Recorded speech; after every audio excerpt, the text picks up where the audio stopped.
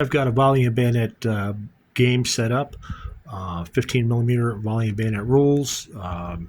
This is scenarios from the War of 1812, and this would be Americans on the left advancing upon British positions on the right and attempting to seize the town. That is their objective. I guess we could start here with a little bit more detail. Here we have on the flank, we have a brigade, mixed brigade of American regulars in the lead, and a couple of regiments of militia with a cavalry detachment in support, dragoons. The bases here being used are linear regimental bases rather than the larger brigade bases that by this time were fairly common in the Napoleonic period. Used in volley and bayonet. So this brigade of combined American regulars and militia is attempting to outflank the British positions, and here you'll see in the woods we have a couple of detachments of the 60th Foot, British 60th Foot, that are opposing them. In volley and bayonet, densely wooded terrain, basically only skirmishers can move through there, and so these guys are utilizing the woods as cover to slow down this advance. Moving along, you'll see an American regular detachment skirmishing in the woods, moving along to support their advance. And here you'll see the first of the American advance, the main thrust into the town, to assault the town. We've got a brigade in the lead, where several regiments of American regulars, and you can see they had a sort of variety in their uniforms at the time.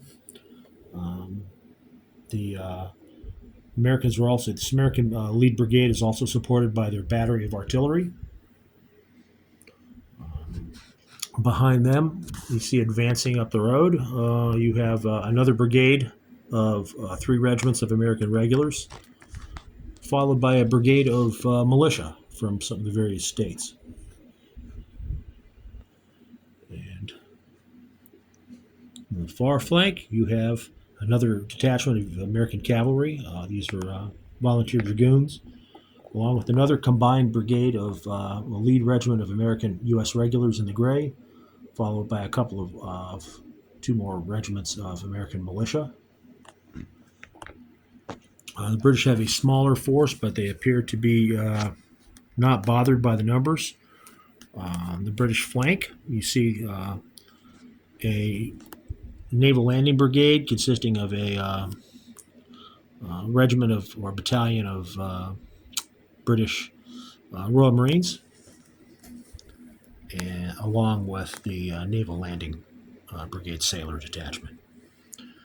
Behind them, garrisoning the town itself, is the 35th Foot, preparing to go ahead and hold to the last, followed by another detachment of British regulars with the Demuron Regiment right here, which is a regiment of Swiss mercenaries that fought for the British during the War of 1812, along with the British artillery battery, trying to hold back the American advance.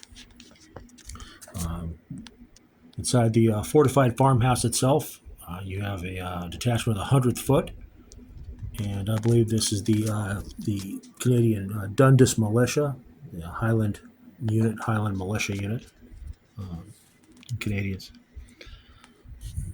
And coming up to reinforce them, you have 2 more battalions. I believe they're the Canadian Fencibles and the Royal Veterans Battalion.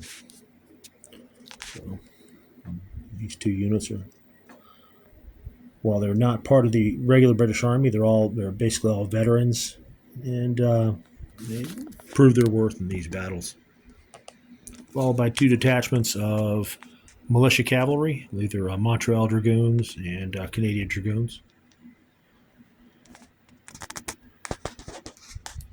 Interesting campaigns to fight with the War of 1812. It's the Napoleonic period, obviously, Napoleonic uniforms and such, but kind of a different flavor and different approach to battles, using the linear formation still, not going with the larger brigade formations, and of course more heavily wooded terrain, a little bit wilder country to operate in.